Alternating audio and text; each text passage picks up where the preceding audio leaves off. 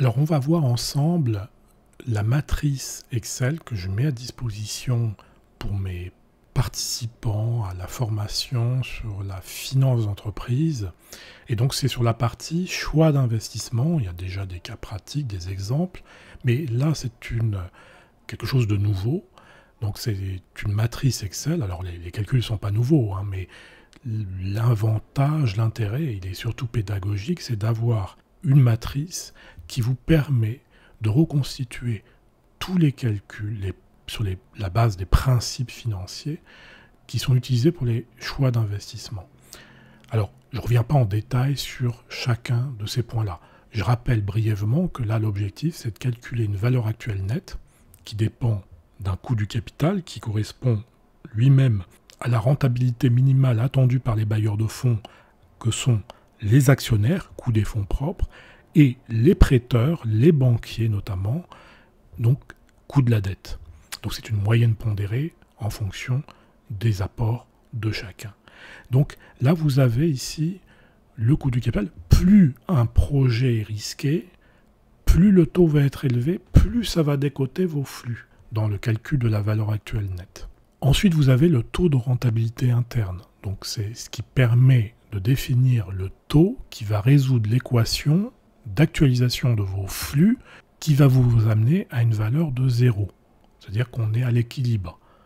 Donc c'est le taux finalement du projet qui vous amène à une valeur break-even. Vous arrivez à quelque chose de neutre. Vous ne perdez pas d'argent, mais vous avez réalisé votre investissement en fonction de la rentabilité minimale que vous pouvez attendre des flux attendus. Et puis il y a le payback, ce qu'on peut traduire comme délai de récupération. C'est à partir de quelle année vous devenez profitable. On peut faire des calculs actualisés parce que certains vont dire oui, mais quand c'est le payback, le délai de récupération non actualisé, vu que le délai de récupération peut avoir lieu dans 4, 5, 6 ans, ça fait long, et on n'intègre pas cette notion de risque. Donc certains ont dit, dans ce cas-là, on va actualiser les flux pour le déterminer. Donc en tout cas, dans ce modèle, les 4 critères que je viens de vous exposer sont présentés. C'est des critères purement financiers.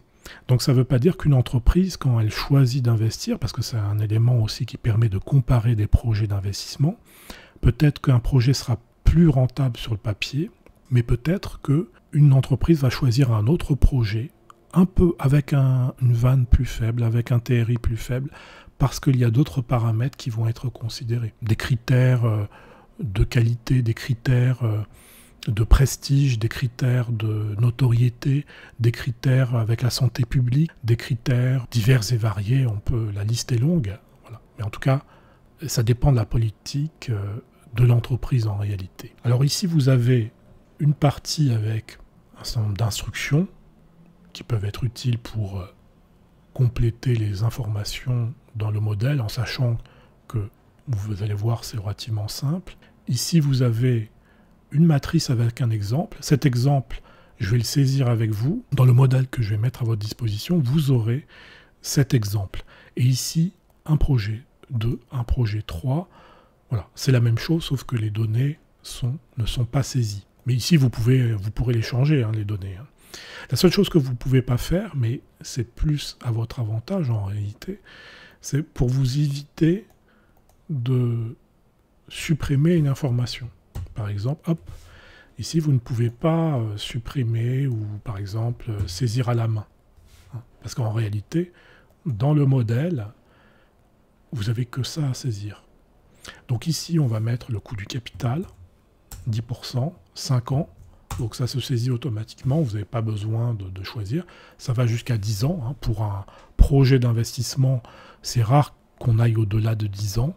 Parce que de toute façon, un projet, on voit les investissements pour faire ce projet, on va se projeter sur une période de 10 ans. Mais généralement, même 4, 5 ans, 6 ans, 7 ans. Au-delà, c'est très rare. Je ne parle pas d'évaluer une entreprise, je parle d'évaluer un projet.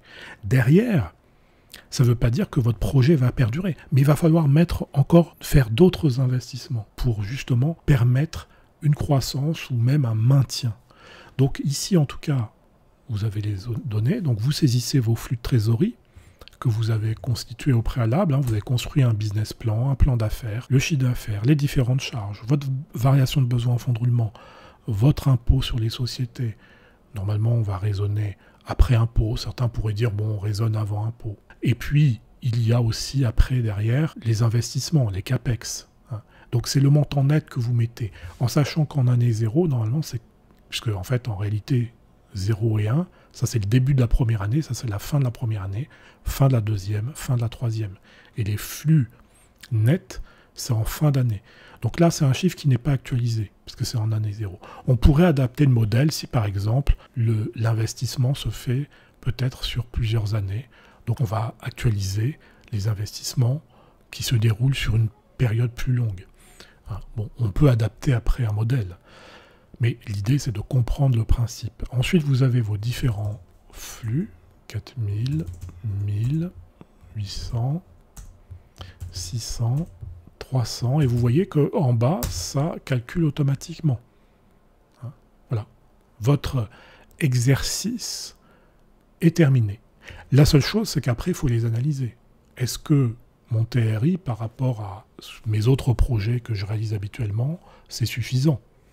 Est-ce que ma vanne, ça va me permettre, finalement, ça va satisfaire mes actionnaires peut-être que j'ai d'autres projets qui seraient peut-être plus intéressants. Délai de récupération, dans combien de temps je vais commencer à gagner de l'argent.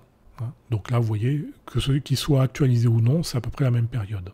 Bon, après, ça peut varier. Il suffit que je mette ici 250. Vous voyez, ça va tout de suite changer les résultats.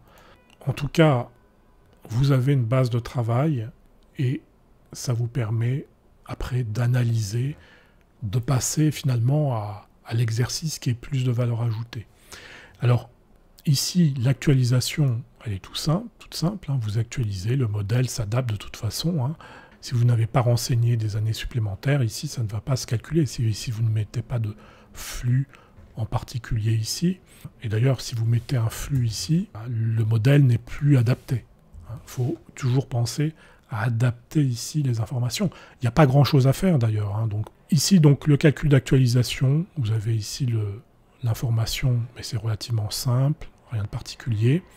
La somme, ça vous donne votre valeur actuelle nette, que j'ai remis ici, simplement pour que vous puissiez voir la formule de calcul vanne, sans oublier que le flux de décaissement ici, de l'investissement initial, il faut penser qu'il est toujours au début de votre période, donc où il n'y a pas besoin d'être actualisé, il faut l'ajouter. L'erreur, ce serait d'actualiser tous les flux, y compris celui-ci.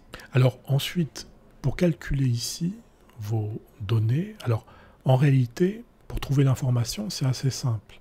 Mais le calcul pour tout automatiser, c'est relativement, je ne veux pas dire complexe, mais les formules de calcul, je vous laisserai les regarder, parce que ce n'est pas vraiment l'objet, mais en tout cas, c'est un petit peu plus compliqué. J'aurais pu cacher les formules et vous laisser ici que les chiffres, mais l'idée c'est de comprendre comment se construit le modèle. Ici, c'est un simple cumul, donc pour le payback non actualisé, vous allez faire le cumul. Avec ici, là, je suis à moins 5000, j'ajoute 4000 et j'arrive à moins 1000. Et puis l'année suivante, j'ai 1000 et je suis à l'équilibre. Donc ça veut dire que je commence, ici, j'arrive en fin d'année à 0, donc je commence à gagner d'argent en année 3.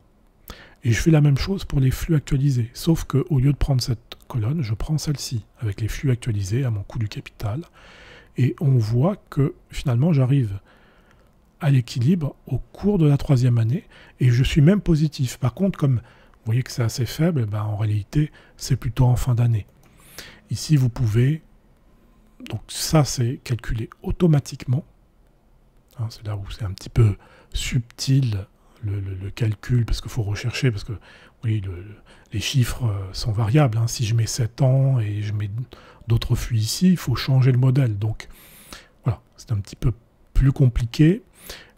Mais vous pouvez à la main, donc là, de visu, vous pouvez savoir que c'est à la 3e année, mais vous pouvez aussi voir en nombre de jours c'est une simple règle de 3. Ici, il n'y a rien de compliqué. Alors, certains pourraient me dire, oui, mais déjà, ça suppose un rythme régulier, d'année en année, et ça suppose qu'il n'y ait pas de saisonnalité. On pourrait supposer que sur le premier trimestre, on ait un rythme extrêmement rapide.